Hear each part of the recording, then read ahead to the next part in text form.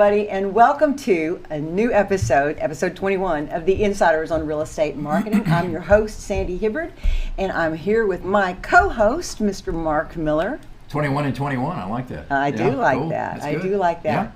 We're going to have a really good show for you today. We have a very, very special guest, Dr. Bruce Lund, who is the founder of the 90-Day Sales Manager. So here we are, believe it or not, in the middle toward the end of October, and a lot of you guys who are in sales are thinking, OMG, how am I going to meet the end of the year projections? What am I going to do for 2022? I still don't have this system. I'm still not set up on social.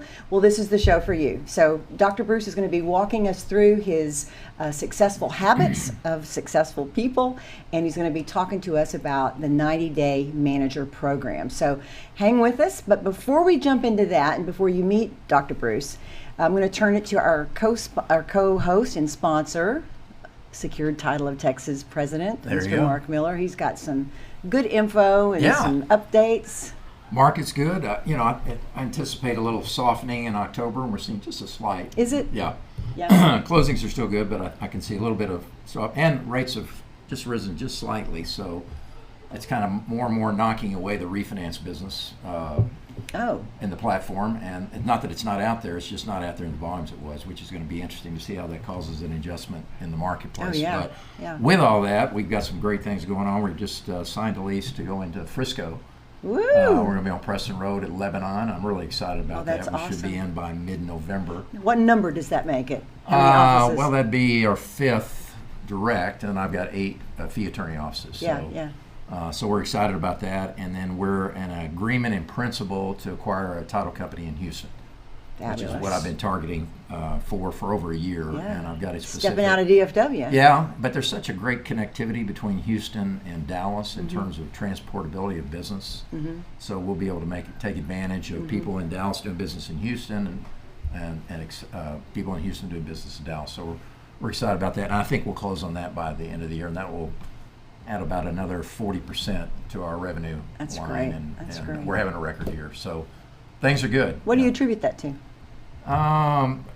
My determination to be very targeted where I expand and to remain a boutique company. I do not want to expand to get to a large platform. I want to stay very concise, and I want to be in contact with my clients, and I want to have great relationships with my employees. And so you're doing that. Yeah, everything that I do is kind of designed to that.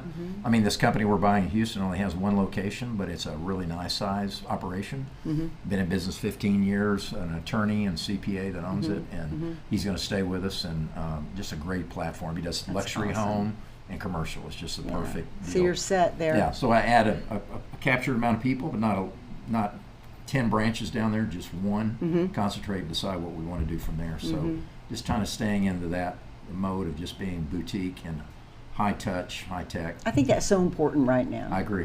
Yeah. I really do. I think that we're all tired of the ginormous companies and feeling so much of a lack of real, authentic, personal touches, And I know you're going to talk to that today, and it's just so important, I think, in whatever we're doing. I branded my company that for, I guess, since the inception. And I was talking to a new client or prospect, signing up a new client actually this week, and I said, you're going to be working with me.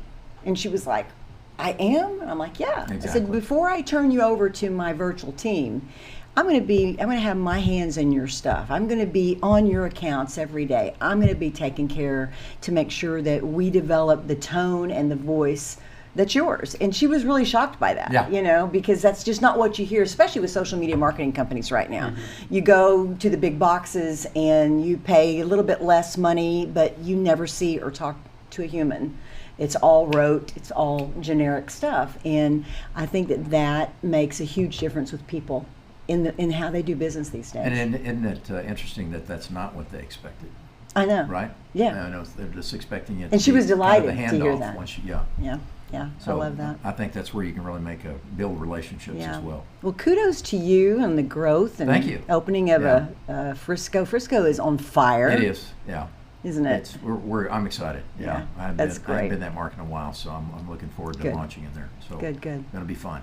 So It will. Anyhow. Well, episode 21, and today, like I was saying earlier in the intro, that it's time for us to really get serious about thinking about 2022 and sales and projections, and things have just been so crazy the last 18 to 22 months. It's been insane. And businesses need help. They need Dr. Bruce. So I was really, really happy that he agreed to be on the show. And if you don't know him, I will say that he is one of the youngest in his field. He is a doctor of coaching and sales, and he has coached for about a decade now, Yep. right? Thousands of salespeople across the world. He has developed a program that has 5 key elements that he's going to share with us today that will help your bottom line and help you get set for the new year. So with no further ado, Mr. Dr. Bruce Lund. Well, thank you is so with much us for today. having me, Sandy and Marc. And Great to have you. You're talking about me being younger. I have these gray hairs that are starting to creep in, so I don't know. That's nothing. I don't know. In looking and doing my research, I looked a little bit into the sales manager. Talk to me about that. I've been an entrepreneur for 21 years. I bought my company in 2000, Yep. and it is like this, all the time. Yep. That roller coaster. It's a roller coaster, and we have to build systems for our marketing. We have to build systems for our prospecting, and this is what you address Yep. and talk to. And I know that this is something that every entrepreneur that I ever talk to, any client of mine that comes in for help, it's the same thing. We need leads. We need leads. How do I get in front of people? Yep. How do I share my story? It's the same thing. And of course, in my area of expertise, I'm like, well, you got to have marketing. Let's set up marketing systems. Let's see what you've got. And invariably, I will see people who have 2 pages of typed out things that they're paying for. Yep. They're on this program, they're doing that, they bought this, they've got this lead thing, they've got that, but none of it's working, and it's all over the place. And getting them to focus in, Yep. to me, seems to be the key thing. So let's just start there. What are you seeing in the people, the prospects that Yep. you're working with who are coming to you as being the biggest red flag? Well, you hit the nail on the head of, how many times in a day or a week do you say I need a better system for that, right? We need better systems, and most entrepreneurs, they're great at talking to people, right? They're great at being the flying monkey, so to speak, jumping from idea to idea, and it's like, well, let's slow down to speed up, right? And really build out these systems that will really help you go out there and scale your business. And so I've just identified there are 5 habits of highly effective salespeople. Having coached the past decade, 5 years ago, I moved from Nashville to Denver to launch my own business. I didn't know anybody in Colorado. And I had I didn't have a non-compete with my previous boss, my mentor, my friend. It was one of those, out of respect for him, I'm going to start completely brand new. And I move out to this brand new market not knowing anybody. And I grew my database organically 1,500 people in 1 year by Fantastic. following systems. And so that's really where, I'm a former professor. I talked about, being a former, I would say, like, educator with my old boss, where we built out a division of the company called Talent Supply. We get your younger, newer talent ready faster. And I was in charge of that. I was in charge of running that division of the company. And it just got to the point where I was like, I want to go do this on my own, right? I want to go from being the assistant coach to the head coach. And it was in the back of my mind that I wanted to go do that. And then something happened in my life. My dad passed away. Oh. And when you have deathbed research, we'll far more regret what we could have done in life and what we should have done, but what we did not do. And just having those conversations with my dad, that kind of just catapulted me into, if not now, then when, right? This is the best. The timing's never going to be perfect. And so that's where I just decided to get out there and move. But I bring up the 5 habits and tell that story because I'm out there living it. Yeah. Right? Like, I say no offense to this. I'm not some white-haired coach who made my millions 20, 30 years ago. I'm out there in the trenches all day, every day as a solopreneur, just like most of our audiences that are out there. Right. So you know what's on, you got your feet on the ground, That's and you right. know what's coming, what's gone, what they need. That's right. That's cool. That's right. Well, the first thing on your 5 highly successful things. Salespeople. Salespeople, Yeah. okay. There you go. Is not becoming a commodity. Yep. And I like that. Now, the way I say it to my clients is, you've got to have branding and marketing and sell your potential, you know. But not becoming a commodity. When I read that, I thought, whoa, that's really good. So let's talk about that. Yeah, for sure. And well, you brought it up the very beginning. Every salesperson in the world says, I want to go out there. I need to go prospect and get new leads, right? And I say before, having something to say is just as important as having somebody to say it to. You can have all the leads in the world, but if you can't articulate your value, your message, why you do what you do, it really doesn't matter. And so that's where we start in that very first conversation, right? What are your rates, or why you, and what's it going to cost, and this and that and the other. It's like, that's a commodity trap, right? Like when somebody asks you, what do you do for a living? It is literally a trap, because 99% of people will literally say what it is they do. I'm in real estate. Okay, cool. I'm in mortgage. All right, well, I already know 10 of you. Why do I really need to know you? And so that's where I start habit number 1. I call it your opportunity statement. Right? Every first interaction is an opportunity, not an obligation, to really differentiate. So I will coach people on saying exactly this. Before I tell you what I do, let me tell you what I believe. And let me tell you why I believe it, because of my unique past and my struggles and my experiences and my mentors. And then we'll get into the alignment of the value that we can actually bring. So there's 6 components of a world-class opportunity statement. And I'll coach people, it's just as much for you as it is for them. Because when you tell people, like, why do I open up with that story about my dad? It's you guys, there are people out there who have experienced that same thing. They now have an affinity or an attraction towards me now because of that story, right? And so that's really where we're trying to help people find, package, and sell their individual special. There's something I get from you that I can't get from anybody else. The commodity is the commodity. Let's face it, title is a commodity, coaching is a commodity. It's crazy. I'll get on Facebook and I'll see these ads for become a life coach for $15. And I'm over here. I hate that stuff. I'm over here. I'm like, I worked really hard to get a PhD. I've been a professor. I've helped grow a multi-million. Like, it just drives me crazy. But it's the same thing in everyone's industry. Is we need to fight to protect the integrity of our industries. I love that. That is so true. Yep. Well, at the end of the day, too, people are going to do business with people they connect with. Yep. And so that story gives a connection to it. I went through training. I don't know if you ever heard of David Sandler, but the Sandler selling system, and one of his expressions was, "Don't spill your candy in the lobby." Yeah. Which basically people sit down and they just spray out everything they can think of about why you should do with a company, and they don't take any time to establish that connection. That's right. Ask the right questions. Try to get an understanding of how they operate before you can try to find where you might be able to benefit them based on your what you think are your resources. So.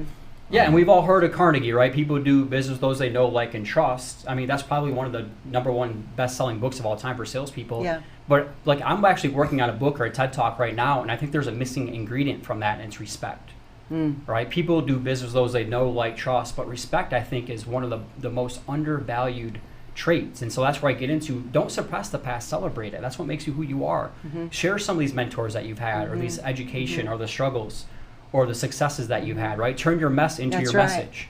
And you're creating those emotional touch points. Right. And when I'm touched emotionally by something that you're going through, something that you're sharing with me, like you said earlier, it creates an affinity between the two of us. And that creates trust, it creates respect. And then knowing that myself, to know and understand my potential, to know and understand and go through the exercise of what you're talking about, to discover what my value add is. Why am I doing this? And giving my own self a passionate, emotional touch. That's right. Does nothing but just shoots me sky high, right? Yeah. It should evoke emotion in you when you're sharing those kinds of things. It and does. People are attracted to energy and confidence. It breaks through all the noise, all the white noise that's there right now. Active prospecting and building a system that targets your key prospects is #1. So what's your system for that? So habit number 2 gets into actually having a proactive prospecting system. So I have 10 categories of people, and I said it earlier, I grew my database organically 1,500 people. I had a selling system.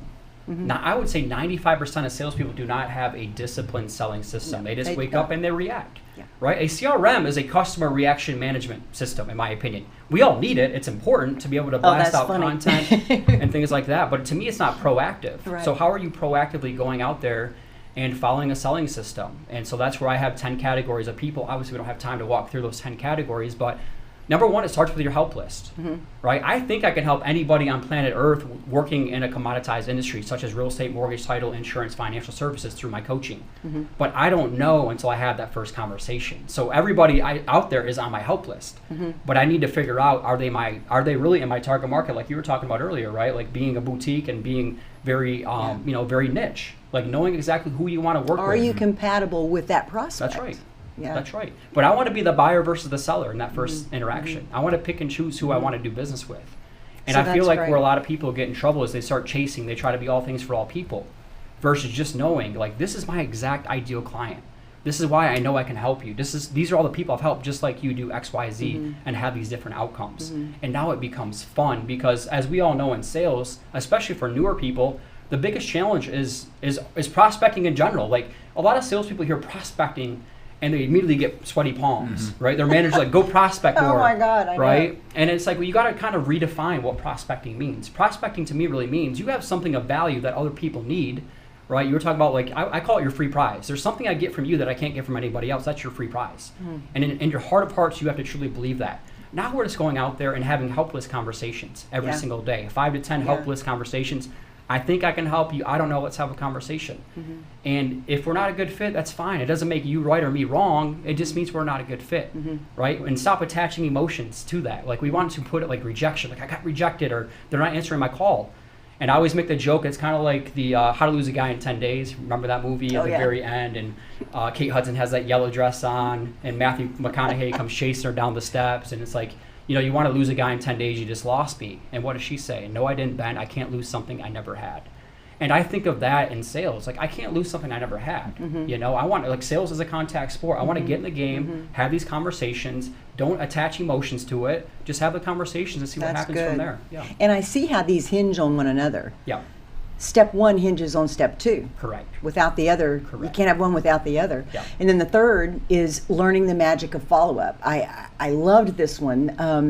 I remember when I worked for a large broker, probably 2008, 2007, and this is when lead gen companies and programs were really hitting the real estate market big, and so realtors were getting all these leads from the internet.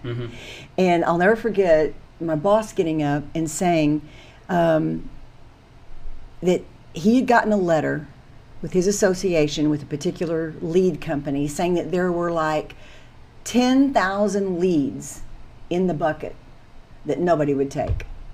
So people were saying, I want this information, I would like to have this information, but realtors weren't following up on it. I've never forgotten that, and I could elaborate on it and give you a little bit more information on it, but it was that they weren't following up. And to me, I think that is just key. So let's talk about that. The fortune is in the follow-up. Yeah. Right? I mean, we've all heard that 1,000 times in sales. I've actually heard similar stats where on average a real estate agent will have 30 conversations with different people. And then when it comes down to it, at the end of the month, there's typically 3 that are actually, motivated buyers or sellers, and then 1 will actually do a deal. Like that's typically the stats that I see. Well, what happens to those other 29 people or those 27 other people, right, that are on there? And so that's where fortune's in the follow-up. And I created what I call your Fight Club follow-up. Right? When somebody fits your filter, number one, like this is my question and answer. If I can answer yes to this, do they fit my filter? Are they the motivated buyer? Am I really good at what I do? If it's a yes to all of those, then it's your duty as a sales professional to fight to earn the business, period. And so that's really where, as long as we can keep that Fight Club full, like 10, 15, 20, 50 people at all times, that's where we avoid that sales roller coaster, right? And I think that's where most people get desperate is they don't have that Fight Club follow-up. Right. And they put so much emotion on that one buyer, that one seller, versus keeping that pipeline full. Well, I don't of think other that they people. know how to follow up. Well, that gets back, actually having a follow-up system. Yes. Yeah, I mean, what do I do with these 29 people who have said, no, I'm not interested right now? Yeah. How do I keep them in the pipeline without being annoying or whatever? So I have 2 different follow-up categories. So there's the Fight Club, which to me is typically their 90 days to 6 months, hence my company called 90-Day Sales Manager, right? Is they're typically 90 days to 6 months away from making a buying decision. If they're not within that window, then I put them in my someday category. So that selling system I was talking about earlier, I have 10 categories. One of those categories are my someday. And it really is just to say they're not motivated yet, but they still fit my filter of somebody I want to do business with. Right? So again, I want hundreds of people in my someday category, and I'm not just dripping on them with my newsletter campaigns. It really is like once a month or once a quarter, you're authentically checking in with them. Now, are you ready to buy or sell, right? You're inviting them to events that you have going on. You know, you're educating on things that are going on in the market. You're doing things like this, right? And so that gets into like, how are you following up with those people? But, you know, I built out a 10-touch follow-up system.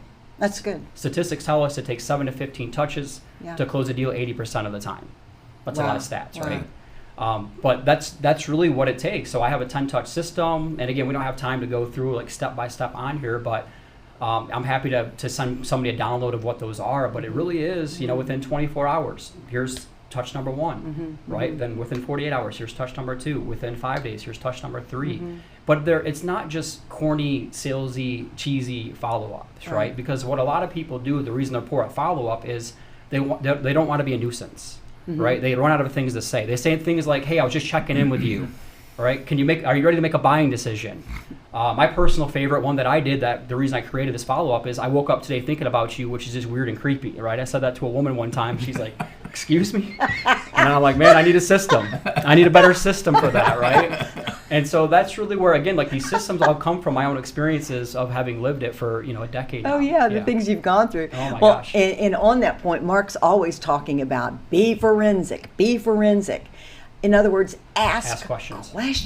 And I think sometimes that that salespeople, and especially if they're new, and you address this too in your programs, they're timid. They're afraid, not only afraid of rejection, they're just afraid to bother somebody, or they're not really sure of that number one thing in your system, the number one step. They're not really sure of what they're bringing to the table and their value. But to ask questions and know who those leads are before you drop them into that program. Well, you're gonna, and they can get anxious because they can run off to their end of their script runway. Exactly. Because everything's scripted on that side, and so that's where you got to have the more forensic thought, get more personal side, because maybe that follow-up is that they mentioned something with a daughter getting married, somebody that was having a problem medically, or I mean, you could have a personal follow-up. It doesn't have to have anything to do with real estate. But wow, you start establishing a rapport on a personal level on that side. Yeah, so that's actually number 3 in the system. Is I call them personal I triggers. I know, but listen, you're seasoned. You already know this stuff. And I mean, I make a joke when I say you're seasoned. You're like, you know this stuff, because you know a lot of what I've created. It's, you know, common sense isn't common practice. You know, agreed. And so it's just me pulling from all these different places that I've studied and I've lived through now. And everyone's like, it's, you know, it's not new, but it's fresh. Or excuse me, it's not that different, but it's fresh. That's good. And that's really what I hear a lot about my system, being a younger, newer person still in the industries. It's a fresh, like a breath of fresh air kind of a thing. But it is like I'm bringing Stephen Covey, I'm bringing Jim Rohn, I'm bringing all these different philosophers. Well, and it's you. And it's mine, It's your energy. It's your spirit. It's your freshness. You know, I've always said that marketing is marketing is marketing. It's not any different now than it was in the 1960s. It just looks different, and we have different tools. But the idea of marketing is still the same. It's telling people what we're doing and trying to gain attention and awareness of our business. So it's old school. So the fresh thing, I love that, because it's what do you bring to the table that's going to excite me? What do you bring to the table that's going to help me get up off my ass and get some work done? You know, because that's the problem. I can't tell you how many times in my own business with Sandy Hibbert Creative, Lyric Marketing, I've been tempted to just throw in the towel and say, you know, I've just got to go get a job. I've got to go do something different. And I would think to myself, now, Sandy, if you'll get your butt up and you'll work as hard as you're going to have to work at that job, you'll be fine. That's right. The grass is not always greener. It's not. It's not always. And so, and for our newer folks out there, it's going to take you 2-3 years to really get up and going. You know this in the title business, right? Like, be realistic. It's going to be at least 2 years. If you're a brand new title person out there. Would you agree? Oh, I absolutely agree. And that's hard. That's a long line to not get to a level of production which you'd hope for. It's hard. Yeah. And particularly when you're leaning into the market that's already there and established relationships. So how do you differentiate from that? Yeah. You know, I look with amazement. I have the good fortune this coming year to be on the chair of the strategic planning committee for Collin County Association of Realtors. And Mary Lottie was talking about a stat. I believe I'm repeating this correctly, but there's 170 new agents coming into the market monthly. You know, That's and you start wild. thinking about that number, and you think about the inventory Just in that county? side. Yes. Oh my And you goodness. think about the inventory, and you think about the existing Yeah. licensed people, which is probably somewhere around 10,000 in Collin County. And you just think, I just think to myself, how are they ever going to work toward penetration?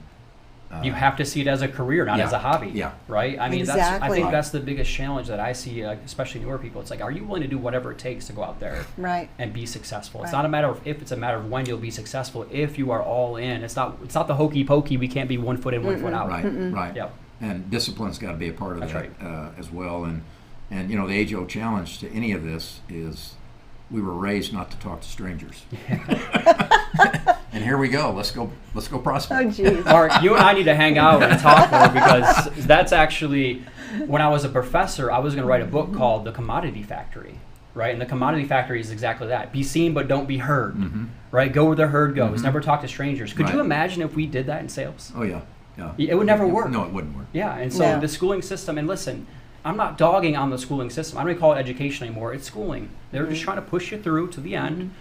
And I can say this as a former professor, right? And it doesn't set you up for entrepreneurship at all. No. Unfortunately. Yeah, and we'll talk about that here in just a second. There's a whole different thing required to have that entrepreneur spirit. That's right. Yeah. That's But right. before that, getting the referral. Getting the You got to referral. do something great to get that referral, Yep. right? I mean, you've got to create a great experience That's right.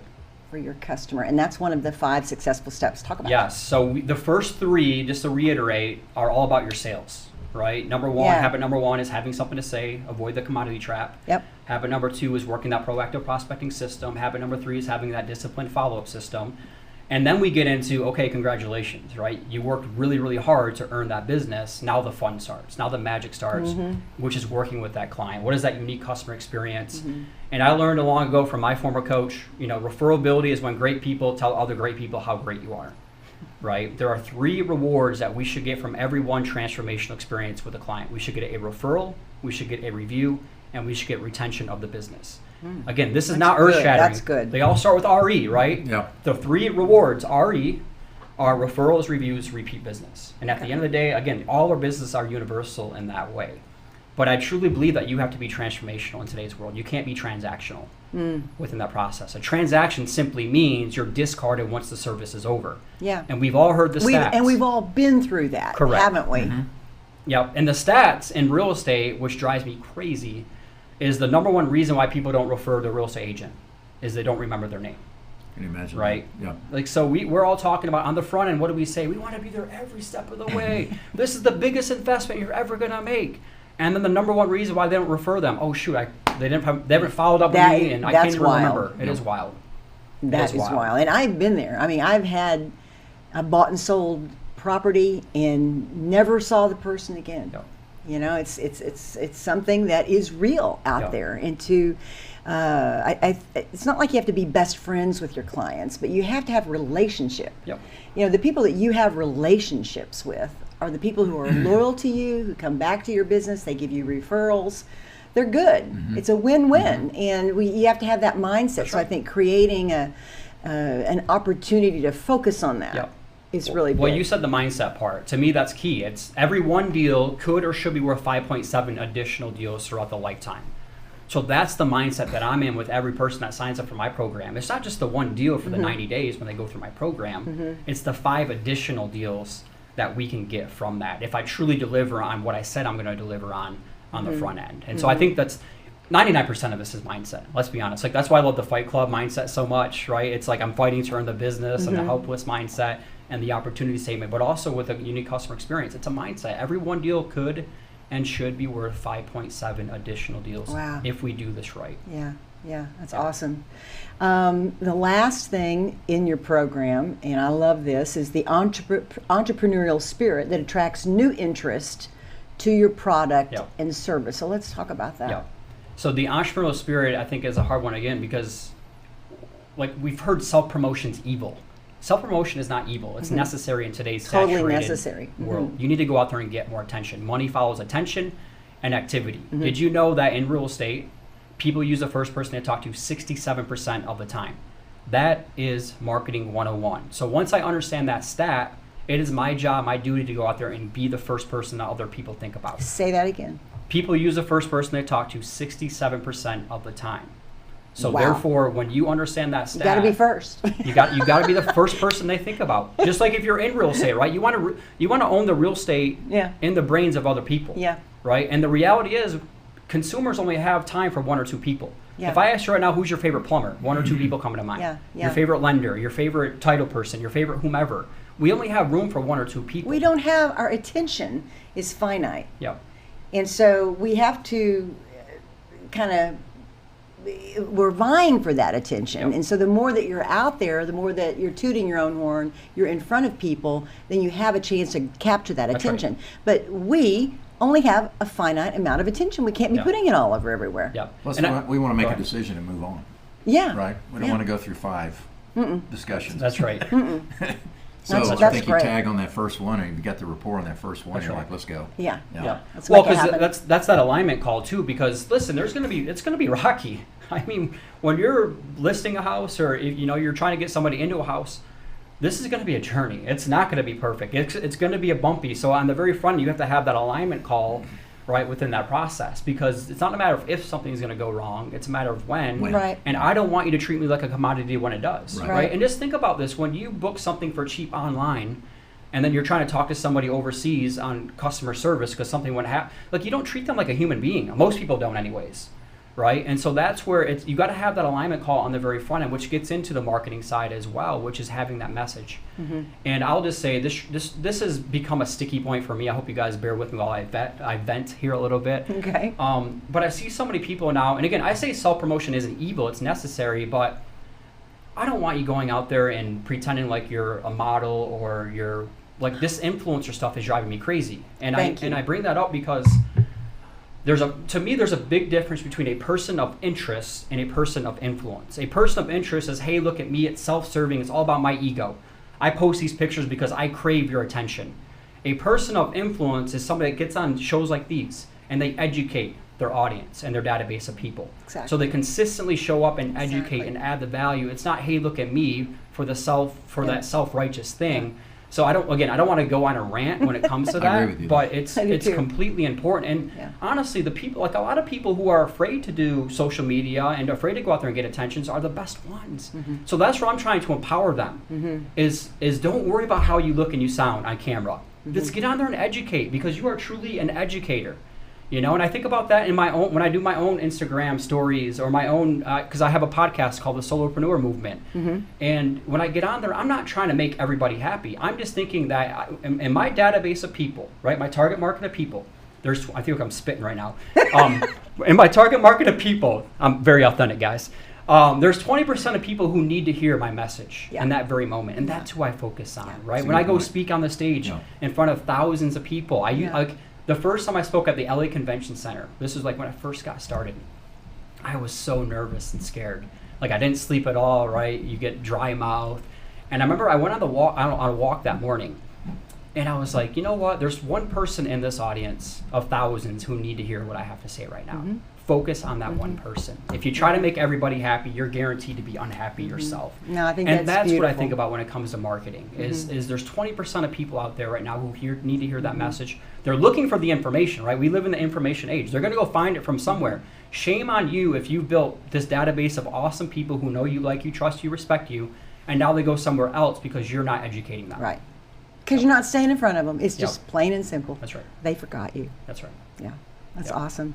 This has been so good, but we're running out of time. So I want us to focus now on our 3 takeaways. And Bruce, what we like to do is take the show and end with the 3 things that you would like to leave with the audience, because we've talked about a lot of things. So I'll let Marc go first so that you can get an idea of how we do this. Perfect. Man, that's just so much great content. It is. Well, I'm jazzed. But some of the things that You're jump out with awesome, me, Bruce. I mean, coaching is kind of an overused terminology in our industry, but there is tremendous value, and I kind of put that with a slash, and that's mentoring.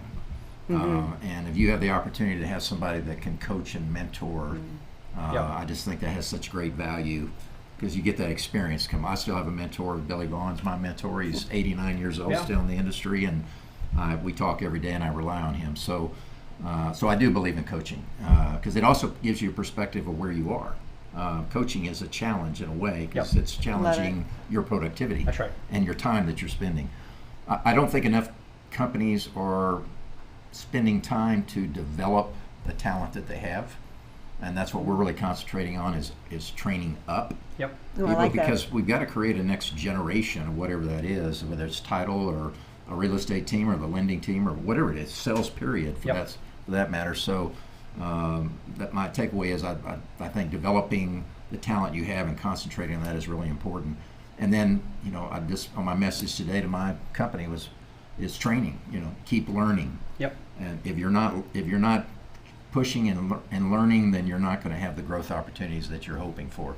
So whether you need to embrace more in sales side and go through more sales training, whatever it is, keep stretching yourself and keep learning, because there's a lot of great material out there and a lot of great people just like you. So, I appreciate that. Yeah. So those are my three thoughts. Awesome. Yeah. Those are great. That's coming from a living legend, so I appreciate I know, right? that. Yeah.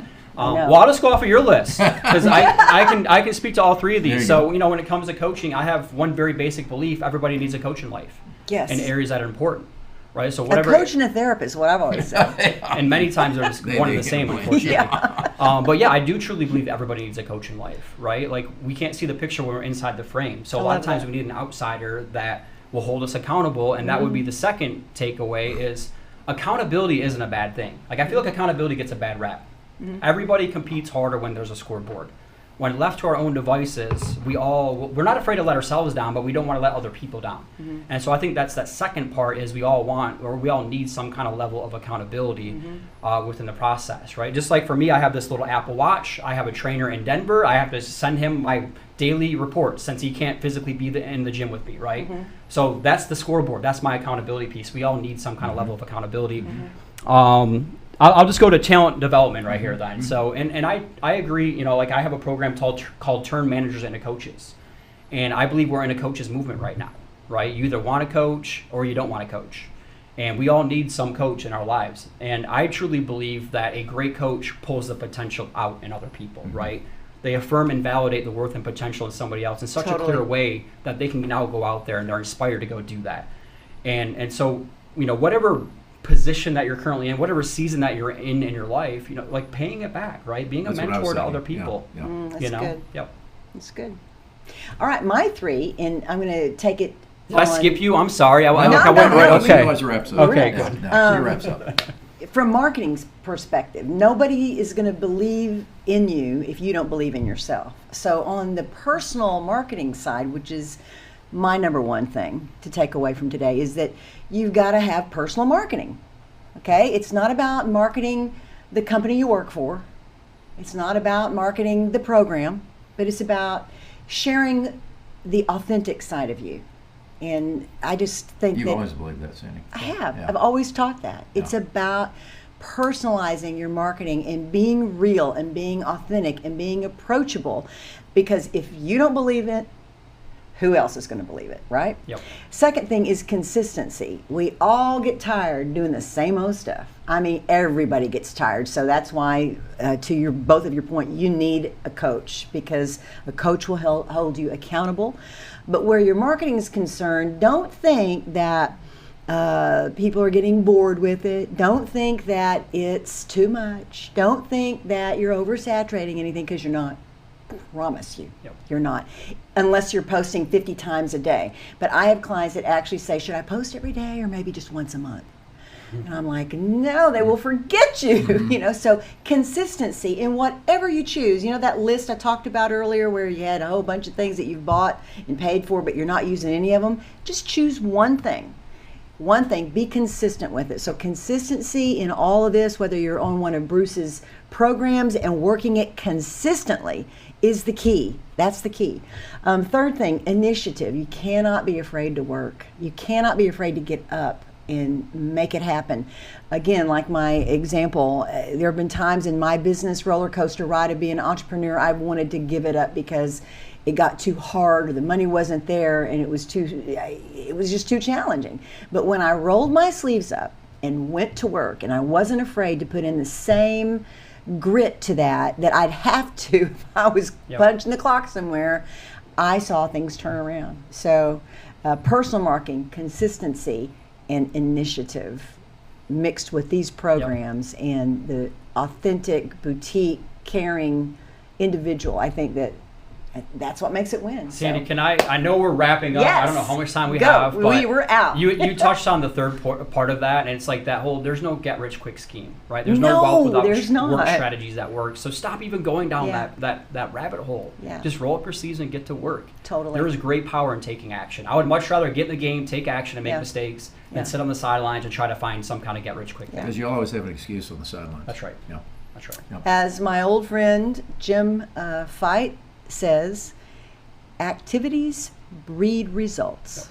If you're a salesperson, activities breed results. So that's the end of the show, guys. Thank you for joining us. Be sure to visit theinsiderspodcast.com, and I will have a handy PDF with Dr. Bruce's information and the 5 categories that's in his 90-day sales manager. And he might even share some other stuff with us that I'll be able to post a link there for you. I know there's going to be a video that I'll post up there for you. So go and grab that information, watch the show, look at our other things, and we've got new things coming next month, and we will have as much fun then as we are now. Yeah. So thanks for stopping by. Ciao, everybody. Have a great week.